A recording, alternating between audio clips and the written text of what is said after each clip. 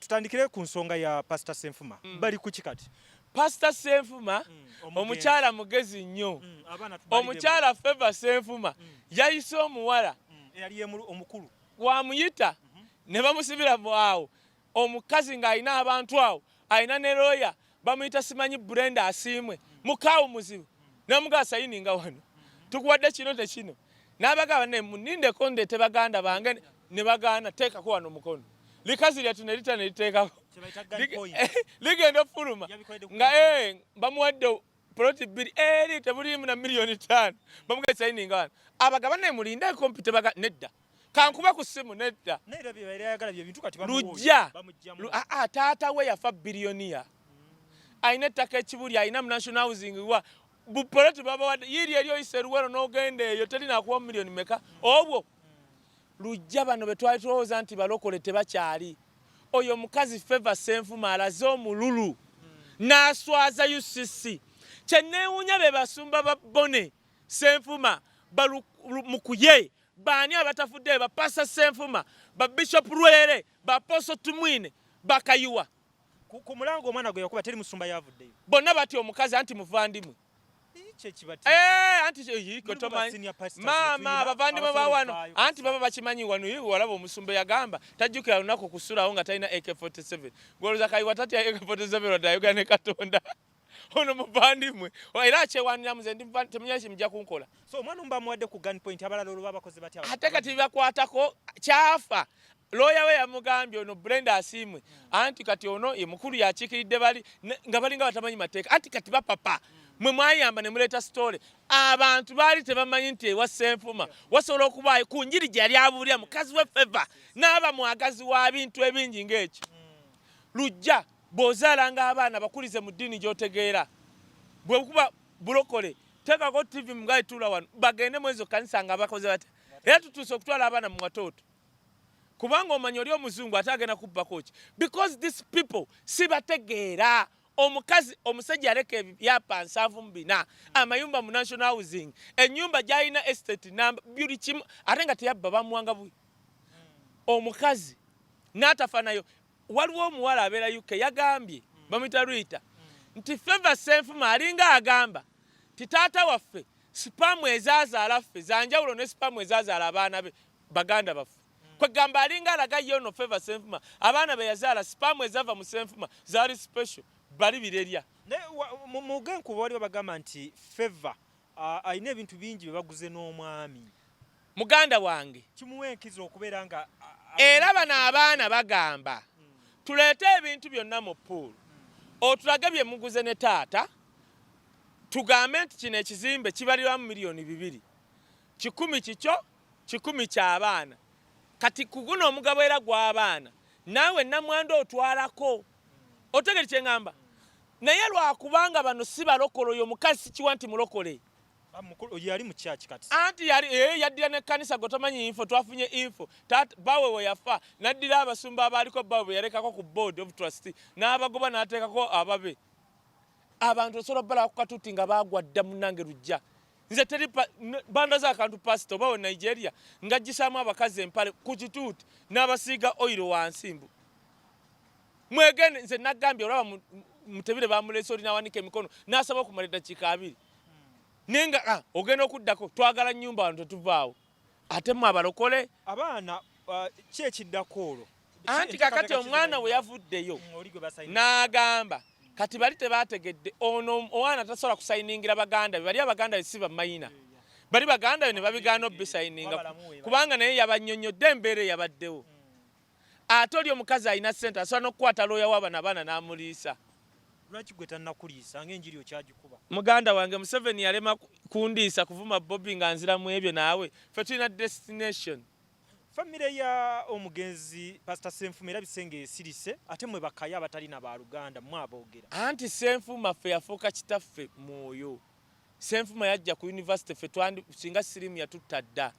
singa walagi n'omwenge n'enjaga singa twabinywa oyo omusajja najja n'atubuulya ekintu nga sikiwulirangako nti omuntu abeera n'omuntu w'omunda n'akinnyonnyola paka ekyatuyingira bwe nasanga omwana we ng'atunda entangawuzi I was touched bw'aba musumba Sserwadde oba Kaye oba ani tali touched okay nabo mukama alitulamula nze nkoze ogwange mbulidde bannayuganda omukazi ne waligana okuwa abaana ab'ebintu walibaayo omuntu nga Senfuma yamukolamu omulimu kale ali blessing abaana be omwana omu yapaala ng'oyo omukazi agobye omwana wa Senfuma omwana n'agenda azungireyo gye yafuna olubuto mu kavubuka akali eyo nga ku street n'abonaabona singa olaba abaana ba Senfuma ne buno obuwala obuva e Karamoja basinga okunyirira kati lujja abalokole mbalaba bulabi naddala abasumba obawangaliddemu kuba tuba tukyali ku divorce ya Pastor Bujingo n'omukyala Teddy ate ne Pastor Kiwewesi kyekugamba abakazi babbi mukyala Kiwewesi omanye ekiriwo kyetaaga n'onkolera program namba wano tuluddewo nate n'obudde naye kanko priyambo njagala ofuna obudde ate Kiwewesi mumanyi nnyo gwe Juliana omanyi nti yava ku kigoye wa Kiwewesi nali nekigaa kasuku nga mpaanya ne mugamba abayimbi abasinga wano babaddeko mu makanisa either ga bakatuliki ga ba seven stop abalokole ziza bafana va ku Shane Church eno kanveyo bagamba Kiwewesi towasa muwala oyo wanu muto tu ababanyarwanda yajja life ne bamunnyonnyola byonna naye n'agwa amatu nga olaba munnaffe Haji Pastor Bujingo naali bw'ate agwirana gwe lindako oyo omuwala amuteekeko empeta fe abamumanyi akubulidde tofaayo era nange nsaba bikyuke kubanga Bujingo nze mwagaliza mirembe saagala abonebone kubanga mukulu mu myaka bano abaana bali damage lujja never trust a woman who is so much damaged abatalina kyafiirwa omuwala alwanya entalo nga bufukunya abatalina kyafiirwa ti omulalo wamwebaseeko DJ kojjaawe taata we yamwebakako bitya ebyo byonna abatakyali so sensitive era okujjako nga Katonda yekka yamwekwatiddeko kukyuka bwe genda okuberya abawala bonna abasumbu bapasita emitwe era buli musumba wasiza omukazi owokubiri ali mu kizibu olaba kiganda mukazi we akulaga yali mu Bible school akuliddeawo talina ntalo kyovola we yajja n'atuula bulungi n'afitinga mu church n'afitinga ewakiga era omusanga wali n'olabira ddala nti omukazi tumuyita mami oyo omukyala sindi owakiganda genda olaba abalala Kiwewesi bamugamba omuwala age difference omuwala yajja lifeist above all omuvandimwe ensonga nti gwe toli ffe tubamanyi kubanga mwe tuva waliwo ka video kennalabye nenkasangula namu ng'omuwala ali ku mmeeza mu America ng'ali mu kkuba ne Nikosolo gira kuzina ali ku table America yagenda lwa bizibu ebyali bizibu alimba anti story gibuziza leeti nja kugamba abantu bali babaninga ne mu nsi ezimu naye omuwala alabaye bye yasabye nkubuulira era mu abasumba muwulire yagambye ayagala milioni 10 buli mwezi simanya ayagala emmotoka 7 ayagala kati oyo yajja kukola sente bwe kankule baganda baffe abavandimwe asobola okujja n'akuzaalamu abaana ne baba 5 naye ng'amanya agenda kukunnyukiramu one time gw'onunula ekika kye kyonna ye divorce eno nali e Rwanda pasita n'aŋŋamba nendaba omuwala naŋŋamba omuwala nandi mwagadde kubanga mmaze wano ennaku 7 nga mwetegeeza ne mutwala Uganda ne muwasa pasita n'aŋŋamba wisdom de Uganda owasa omunyarwanda ewe Uganda bano abaana baffe mmwe tubamanyi muli bakisa ffe tumanyi nabba kuba migere tojja basobola eyaŋŋamba yali ki pasita abaana beeyo balaba beŋŋambye asobola okujja n'akuzalamu abaana aba naye ng'amanyi lwagenda okukyukakyuka olwo akuggyeko ebyobugagga byonna ekika kye kyonna okuva ku baganda bonna bagaggawale Kiwewesi bagenda mutwalako zipoloti naki ku mulundi guno omukazi yasaba divorce okwawukana ku gwa Bujinga yasaba Teddy ati ye era Bujinga era mukazi yasaba divorce owokubiri kubanga yamuforcinga Bujingo kunjiri jamanyi Bujingo twali ku Bativale ng'avumirira divorce Bujinga era amuforcinga ofuna divorce ye mukazi owokubiri ngoli era bifaanagana abaana kati kali akawala kakyalabika bulungi tuulya mbu mbune mu America kalina omusajja kagalona akakutule kaddeeri biganyo omusajja yalumye anti wuliriza Kiwewesi takubanga ku mukazi era omukazi byagamba mbu teyamuwa budde anti wuliriza Benihin mukazi we yagamba nga bafuna divorce nti nenya bawanga atambula nnyo naye yalema otambula nange Benihin nga tekirabanga kikulu ne babatuuza abasumba ne bamugamba really singa asala otambula naawe omuddira nti ye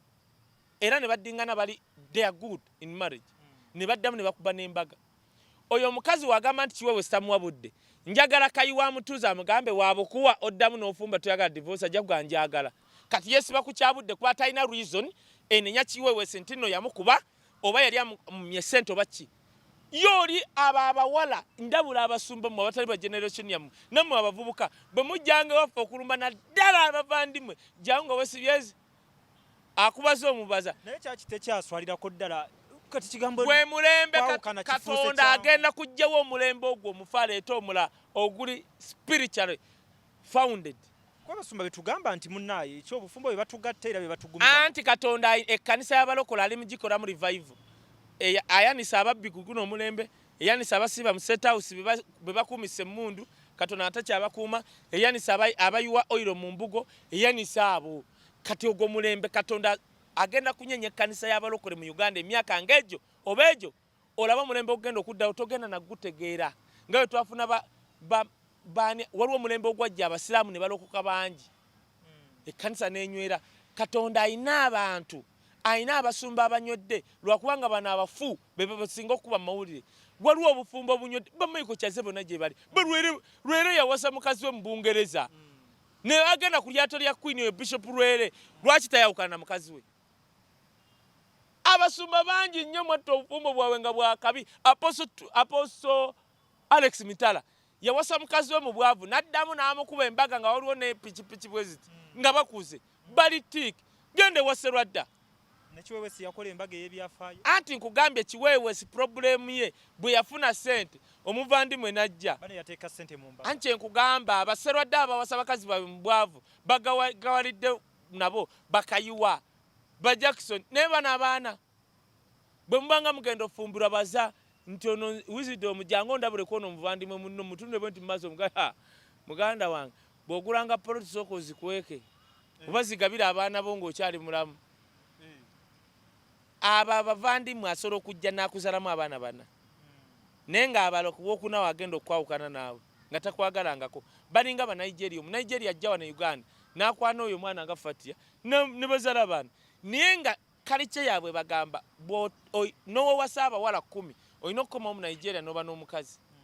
era asobola okuba mu America nga yafumbirwa naye nga ne Nigeria inayo omukazi ng'era n'Omunigeria gwalina omukazi akimanyi nti gwe mu America oli mufumbo that is their culture the same to bavandimwe batono nnyo okujjako abakulidde wano mu Buganda ne abo be bafuna Kiwewesi bamugamba you can't manage this girl nawakana yali pate animal nawakana omwana najja nayingira mu bulamu bwe kati byasaba ebyo byasaba obugagga bwasaba asaba poloti gwe poloti za Kiwewesi oli omwana zasaba gozimanyi gye ziri bagaweze zine za Senfuma ziri Luweero ziri Bbunga Tinda asaba musanvu gw'omanyi abavandimwe baloya wano be bali mu kintu akeera ne bakuba ku Buganda Road nga omulamuzi agwesimbyemu alaba n'ono omukyala muto ate bali abaana tebagabyeko neyano alabanga muto n'amugamba nzize ne basooka boogeramu wali mu kaduukulu lumi lwe waabwe mulalo neza kati nkugambye genda obuuze abafunidde embuto eggulu kati anti nkugambye abantu bewaffe mbamanyi ye atemerawo kati kankubule kati ng'omulamuzi abeerawo ng'alaba wisdom bw'ati era musaba muzeeyi kanzije nkubuuzeeko awo nezaawo kati gwogenda nze lujja ogenda obyogera obimalayo nga tabitegeera byoyogera gwawedde dda 80% kuba gwawedde dda kasi atandika namula emisango egyo gikyali mu kooti tujja labe engeri ginatambula ekirungi gyonna giri makindi kati twogeddeeko na byagundi male ekintu kyamale nali nalabula abantu katono nnyo nalabula abantu lujja ogenda n'obula n'ogenda mu bali abasajja abali ku bukoola n'ogenda mu bafu tuli kwogera national issue oli awo gw'omanyi kyekitegeeza lwaki male mabirizi matu bamukubye gundi ya milioni 3 kati mbadde njoga ku kyabavandimwe kasita omusango gwa DPP Director of Public Prosecution yagutekinga over akakyawula male ono ye Bujingo male we yalemeddeeko ne bamukuba fine attempt of court tekibangawo muntu mukuba fine ya milioni 5 male mabirizi bamusimbye ebyo 3 omanyi kye bategeeza kamu hiyo ove ku musango njagala ofune time nkikwanalizingire nkubuulire kye bayita attempt of court ne penalty ebeerawo attempt of court eyo fine million 3 ne bamanyi olitazirina alemedde ku okitegera kwa alemedde ku muntu waabwe abantu bakuumibwa seevu sodda naawo alemedde gwe mabirizi olemedde ku musango obadde ki mukuba ebyo mabirizi abadde buli ddakiika ajereganya abalamuzi nga tebamunyega ku guno kasa yakutte bugingo mabirizi abadde amanyi nti ali ku kabaka gwajerega Bob Wine kati bamulazeeko ebyo ate babyagala male mabirizi ensonga ze tujja zitunuulira omusango ogwo gwayongezebwayo tujja tunuulirayo eyo makindi ekkooti erimu emisango egyo ebiri egya divorce ogwa pastor Kiwewesi n'ogwa pastor Bugingo nagwo tujja gutunuulira tumalirize ne musumba Bugembe obudde bukyalabika njagala tumalirize n'omusumba Bugembe bino byalabe bya divorce kwawukana bye bikyamulemesezza otulaga omukyala w'ekkanisa yatulaga nti ali mu laavu yamaliriza atumenye emitima ekyo kyangu nnyo Bugembe mugezi abalaki Bugembe ekisooka alaba abawala bonna abasingawo mu church 90% bamutunuulidde Bugembe yaliwo ng'alaba kayanja we yawasa mukyala we ekkanisa hafu yonna yagenda kuba yali yabawala nga basuubiriza kayanja agenda kumpasa ate be bali basinga okuwaayo Bugembe tannazimba kkanisa Bugembe ayagala kugulaawo wonna awezeewo eka nga 4 omugambe nti awase kati omanyi nti abo abawala abasinga mu church za Bugembe basinga n'okuwaayo asobola n'okukwata omusaala gwe gwonna ng'akola omwezi gumu gugwe ogwokubiri gwa Bugembe kati Bugembe omuyita fala Bugembe nomala okuvaayo ku social media nogamba I'm in love netugamba weewa omusumba bwaffe anti Bugembe mugezi kyovola yagamba mbu I'm in love with Uganda ebyo byaleeta abo abaana ne bakutuka Bugembe anti kati awo okomanyako kati awo abasseeyo abawala abalala nga 2 bagamba mu omusajja anti kati abayo waliwo abalala bagenda okuva mu makanisa amalala bajje Bugembe muwagira akyazimba ekkanisa tulina okugulaawo teri akyasinze kuwagira kkanisa nga bakazi kasooka agulaawo eka nga 4 azimbe wolotaali amale kiggwe awo tyoka gyeyo nakatudde abalage emitima gikutuke kota ne bagenda abala bajja kujja abasajja bajja nnyo mu makanisa nga si byamumenya nti ate leero tuzimba luggi enkya tuzimba toyo abasajja tebabyagala kakati omusajja ayagala kujja asabe omugambe kati nga biwedde kati abakazi bebazimba ebyo kali Bugembe sifala yalabe wa kayanje ekyaliyo omusajja muleka asooka agulaawo atuzimbire kanisa ffe tusabe mu kiwedde ekizimbiddwa abakazi bali ndowooza naye yennyini yakirabye nti we yagambye abantu nti ali mu laavu buli omu alina essanyu lye yafunye abantu nalabye ekintu abafuna essanyu bafumbo bali abaagala obbawasa nedda ssebo ng'ali mu laavu tebannamugamba negwe ewa Bugembe otandikira ku mulyango ku asha amuyimbi akutuuza ku ntebe bonna abaana balinga abanaaba amata mbuli ekkanisa erimu abaana banyiriranga eya Bugembe n'oleeta watoto osanga ku mulyango akwaniriza alinga mukalamojja kukyaliza watoto genda neyo mu town ate bonna baba bakebera balinga bakebera omujaasi you don't have kugamba bonna abawatoto gye wandisuubidde anti yes gye wandisuubidde anti nekkanisa era ebamulaavu nogawaayi nsanze sister agenda okunkebera agira naye abawatoto bonna balinga basirikale yenna nakwatirira yonna tosanga kati Bugembe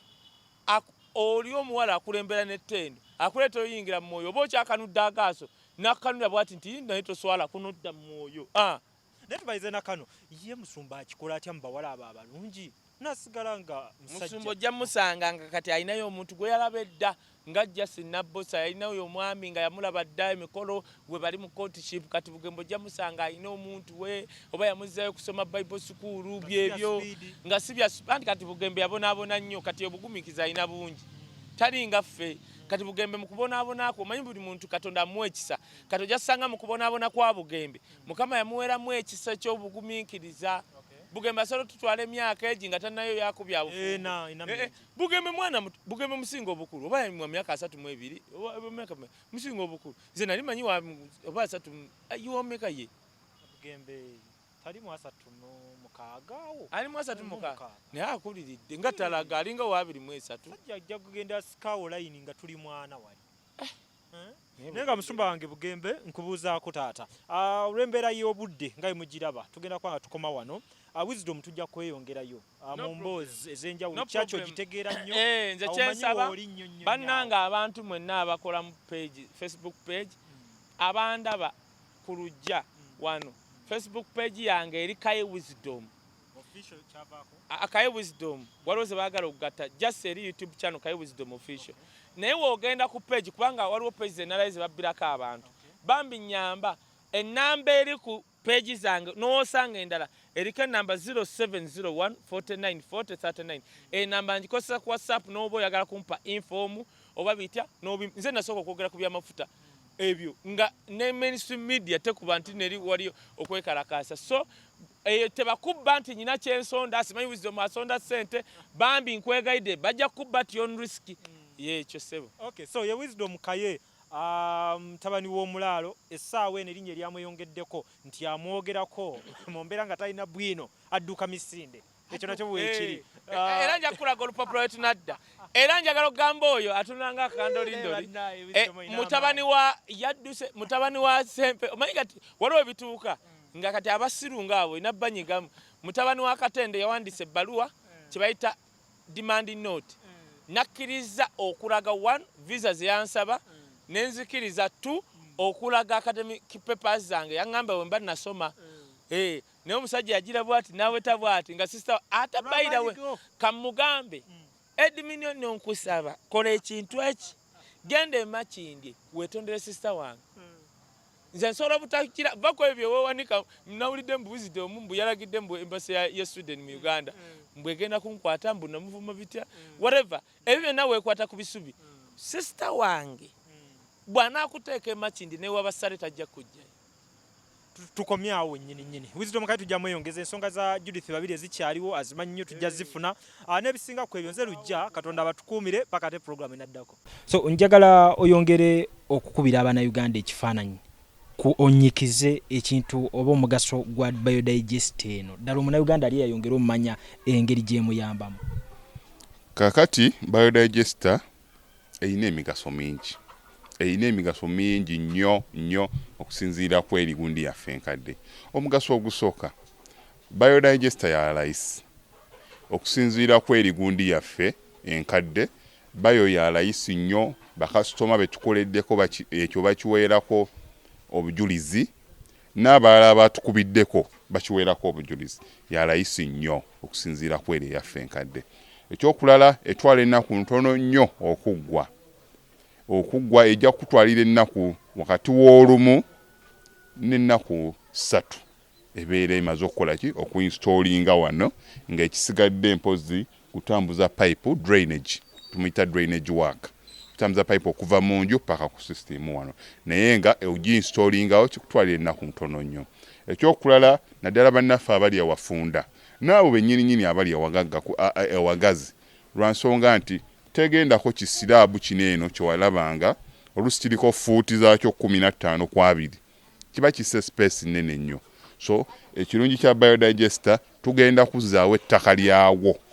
nga we twalisanze ettaka liddawo wafuuke muswetwe nga ekyabadde. Omugaso ogw'okulala space yo ogisigaza nkino olw'okuba nti tubiseewo bulungi ettaka ne liddawo nga eryabadde kebe emmotoka yo okola ki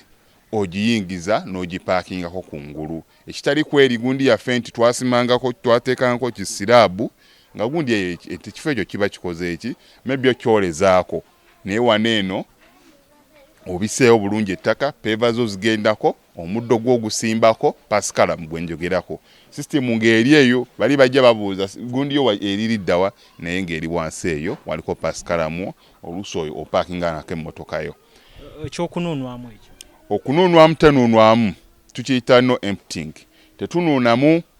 mu biodigester pozi nga etwagambyeko just mayinja gegetaaga service eyo mudda oluusi nga nawafadda n'abaana be balikola ki be baliga service nga amayinja naye nga yo tenuunwamu nga olaba gundi yaffe eri enkadde nti nno emyaka giba 2 3 ojja kujja okole ki onuunemu. Atwetaaze ojja tusanga Kamokya tuli plot 45 Prince Charles Drive gye tusangibwa. Ennamba z'essimu kanziddemu. Airtel eri 07017669992 n'endala MTN 0789224230 n'ennamba zaffe endala tulina ennamba nga 3 zonna weeziri wansi awo zonna osobola ozikoonako oba WhatsApp oba ki oba ojja tutuukako tukwataganye